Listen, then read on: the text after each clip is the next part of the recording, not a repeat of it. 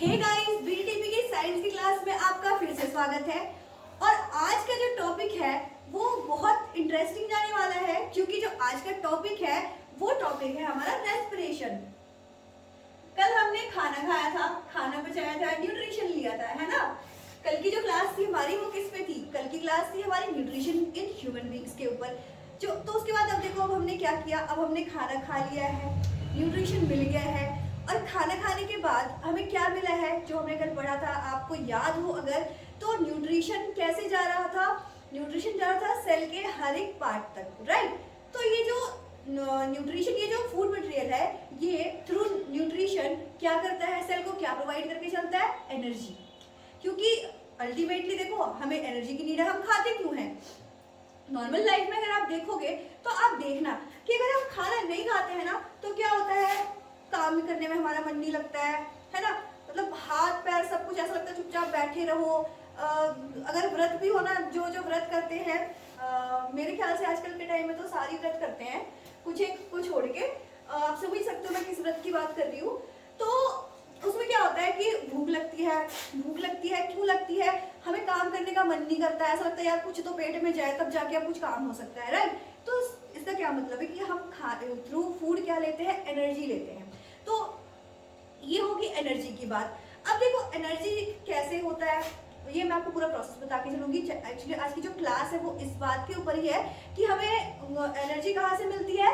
Glucose से मिलती है, ठीक है। भैया ग्लूकोज तो बन गया था, हमने खा लिया था, कार्बोहाइड्रेट फैट सब कुछ हो गया था, प्रोटीन सब सिंथेसाइज हो गया था। अब जो एनर्जी है वो किस फॉर्म में मिलती है? ग्लूकोज के फॉर्म में। थोड़ा कोरिलेट कर लो ग्लूकोज को कैसे करते हैं। अब जैसे सपोज लो कि हम सारे खेल रहे होते हैं, तो खेलते खेलते गर्मियों के टाइम में, सॉरी सर्दियाँ चल रही है तो सर्दियाँ निकल गई मुँह से।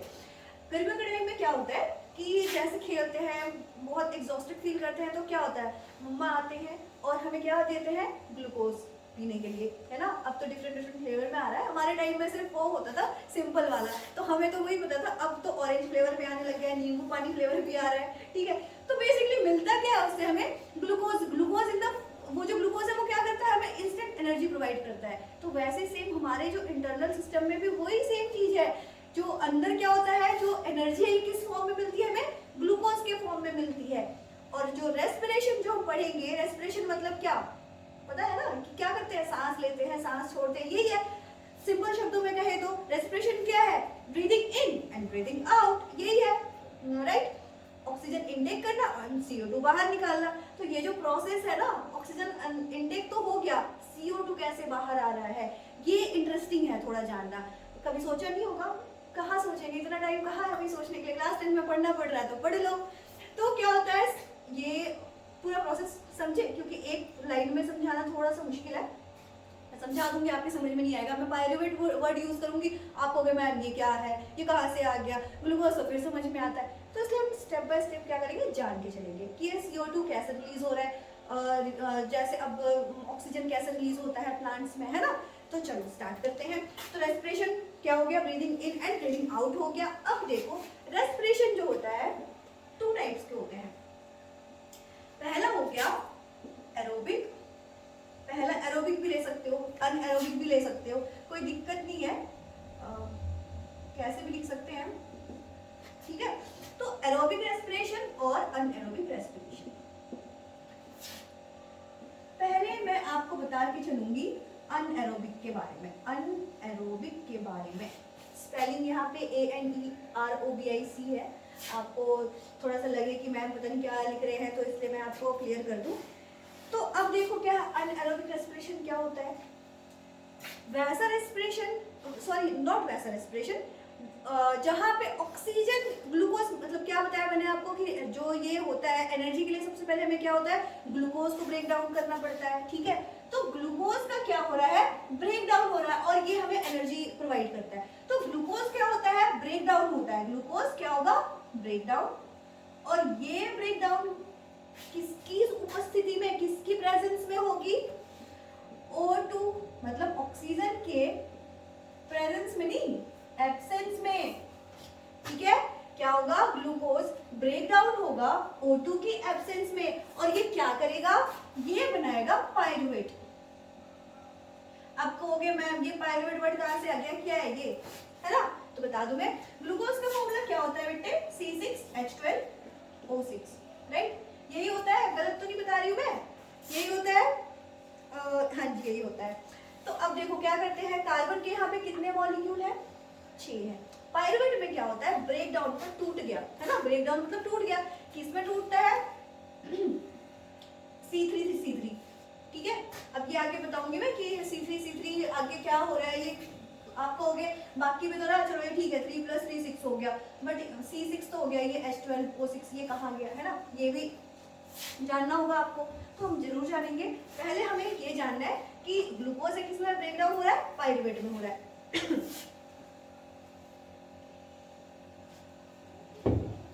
और आगे अब ये जो प्रक्रिया होगी ना, ये कहीं होगी भी, तो ऐसा तो नहीं है कहीं पर भी हो रही है, नाक में ही हो रही है, गले में हो रही है ना, कुछ तो पता होना चाहिए हो कहाँ रहा है। ये खाना बनता है कहाँ, किचन में बनता है, ये तो नहीं ना बेडरूम में आपको कुछ भी मतलब आयरन के ऊपर तवा रख के बना लो, ऐसा तो नहीं होता ना, गैस बर्नर के ऊपर और फिर कढ़ाई रखते हैं वहां पे बनता है। तो ये जो प्रक्रिया होगी वो कहाँ होगी, in the cytoplasm, in the कहाँ होती है, साइटोप्लाज्म। किसमें, अनएरोबिक रेस्पिरेशन में। ये चीजें याद रखने वाली हैं, क्योंकि जब हम एरोबिक पे आएंगे तो वहां का किचन चेंज हो जाएगा, ठीक है। हम इसे ऐसे याद रख सकते हैं कि अनएरोबिक का जो किचन है वो कौन है, साइटोप्लाज्म है, और वहां पे क्या होता है, उनके लिए खाना मिलता है, राइट। अब देखो, अब जब अनएरोबिक रेस्पिरेशन में जो चेंज होगा वो किसमें होगा, एक तो होगा इथेनॉल और H2O, सॉरी CO2, H2O हमारे उसमें होगा, CO2 में होगा, इथेनॉल प्लस CO2 में कन्वर्ट होगा। तो अब एक बात बताओ, इथेनॉल का फॉर्मूला क्या होता है, इथेनॉल का फॉर्मूला होता है C3H4O, यस ये है इथेनॉल। अब मैं आपको बताती हूँ कि अनएरोबिक रेस्पिरेशन जो है उसका हम एक एग्जांपल, छोटा सा एग्जांपल लेके चल सकते हैं। ये हो गया, मतलब ये हमारा हो गया, अब यहाँ पे देखो C3 एक हो गया, ठीक है, और C3 वैसे, अब दूसरा पायरुवेट मैंने क्या कहा, C3 कंपाउंड में होता है, तो एक ये बन गया C3 का, एक C3 से ये निकला है और एक C3 से अगेन ये निकलेगा, C3H4O और CO2 ये निकलता है, ठीक है। देखो 2 + 1 3 oxygen, 2 + 1 3 oxygen, O6, right. H4 8 हो रहा है, और एक और निकलेगा यहाँ से, C हो गया हमारा 3 + 1 4 और 3 + 1 4 8 ही हुआ है ना, तो हाइड्रोजन के लिए भी एक और आएगा और ऑक्सीजन के लिए भी एक और बनेगा। तो अभी हम इसका एक ही स्टेप में जानेंगे, अभी आपको ज्यादा जरूरत नहीं है जानने की, क्लास 10 का इतना सिलेबस नहीं है बस। तो अब देखो आगे, और मैं आपको क्या बता रही थी, मैं आपको बता रही थी कि इसका एक एग्जाम्पल बता रही थी। इसका एग्जाम्पल हम लेके चल सकते हैं यीस्ट। यीस्ट में जो प्रोसेस होता है ना, फर्मेंटेशन वाली प्रक्रिया, वो यही है, ये जो हमने पढ़ा ना, यीस्ट में फर्मेंटेशन की प्रक्रिया,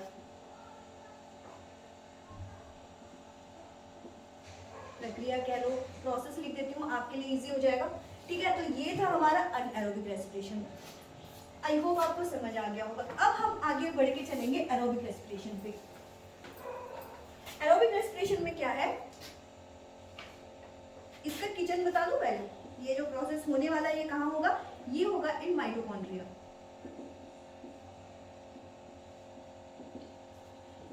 एरोबिक रेस्पिरेशन है, इसके किचन का नाम क्या है, एक माइटोकॉन्ड्रिया में होगा, एक और भी किचन है, उसका भी नाम बताऊंगी मैं आपको, पहले इसके बारे में जान लेते हैं। तो अब इसमें देखो, इसमें क्या होगा, ऑब्वियसली मैंने क्या कहा था, इसमें O2 की एब्सेंस में था, ये किस में होगा, O2 के प्रेजेंस में होगा, सॉरी,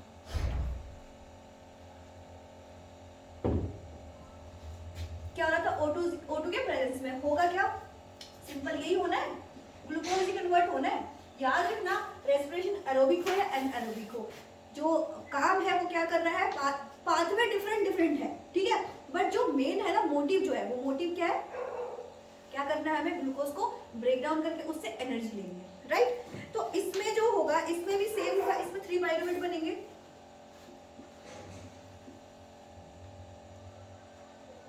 क्या होंगे इसमें, 3 पायरुवेट बनेंगे। इसमें जो है बनेगा हमारा H2O और क्या बनेगा, CO2, carbon dioxide.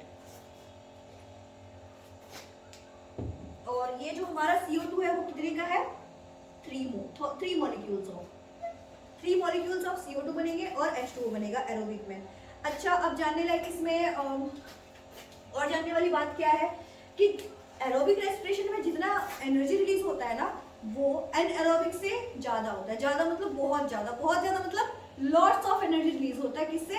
Aerobic respiration के प्रोसेस से। ठीक है, ये हम जान के चल रहे थे कि इन माइटोकॉन्ड्रिया वाले में क्या होगा और इन द साइटोप्लाज्म वाले में क्या होगा। अब एक छोटा सा और मैं आपको बता दूं, एरोबिक रेस्पिरेशन की ही बात बता रही हूँ मैं। आपने ध्यान दिया होगा कि जब आप भागते दौड़ते हो ना, मतलब बहुत ज्यादा वो रनिंग वाला काम, खेलते हो, अभी आप जिस क्लास में हो बच्चे, उस क्लास में तो आप खेलते नहीं होंगे, इतना तो मैं श्योर हूँ, क्योंकि अगर आप खेलना भी चाहो इस टाइम तो नहीं खेल सकते हो। इस टाइम खेलने निकलोगे मम्मा डंडा लेके खड़े हो जाएंगे, है ना। तो जब आप खेलते थे बचपन में तो याद होगा ऑक्सीजन की कमी हो जाती है, भागते भागते सांस नहीं आती है हमें उस टाइम, है ना। तो उस टाइम हमें एनर्जी की भी बहुत ज़्यादा ज़रूरत होती है। याद करो वो दिन जब आप रेस लगा रहे होते हो, जब आप जीतने के लिए दौड़ रहे होते हो, स्कूल में फंक्शन चल रहा होता है, कंपटीशन में, उस टाइम हम भागते हैं, क्या होता है, सांस फूलनी स्टार्ट हो जाती है। क्यों? ऑक्सीजन की कमी हो जाती है हमारे ब्लड में, हमारे सेल्स में। तो उस टाइम देखो, अब जब हमारा तो क्या है, एरोबिक रेस्पिरेशन, हमारा अनएरोबिक नहीं है। ठीक है, हमारा कौन सा ह्यूमन बीइंग का रेस्पिरेशन कौन सा है? क्योंकि ऑक्सीजन की प्रेजेंस में होता है ना, ऑक्सीजन इनटेक करते हैं ना, तो ये क्या है, ह्यूमन बीइंग में क्या होता है, एरोबिक रेस्पिरेशन। अब जब लैक ऑफ ऑक्सीजन हो गया, लैक ऑफ ऑक्सीजन तभी होगा जब हम भाग दौड़ रहे हो, मतलब कुछ हैवी वर्क कर रहे हो, जब उस टाइम की बात है। उस टाइम क्या हो जाता है, हमारे सेल्स में ऑक्सीजन की कमी हो जाती है। तो वहां पर जो हमारे मसल सेल्स हैं, कौन से मसल सेल्स क्या करते हैं, ग्लूकोज को, पहले तो CO2 में कन्वर्ट हो रहा था ना, ग्लूकोज किस में कन्वर्ट हो रहा है, लैक्टिक एसिड में। अच्छा, सारी चीजों में याद रखना, इसकी ना प्लस एनर्जी भी रिलीज हो रही है।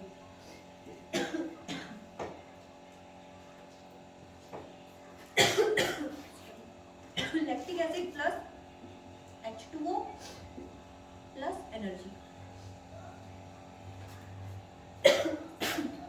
और इस लैक्टिक एसिड की वजह से क्या होता है, जब हम बैठ जाते हैं, रात को हो जाता है कंपटीशन, फिर जब हम बैठते हैं बहुत दर्द होता है पैरों में, है ना, होता है ना। वो किस वजह से होता है, ये जो लैक्टिक एसिड फॉर्म होता है ना, तो क्रैम्प्स आ जाते हैं। उस क्रैम्प्स की वजह से क्या होता है, हमें पेन होता है। ठीक है, तो आज की क्लास हमारी यहीं तक थी। सॉरी फॉर थोड़ा मेरा गला खराब हो गया।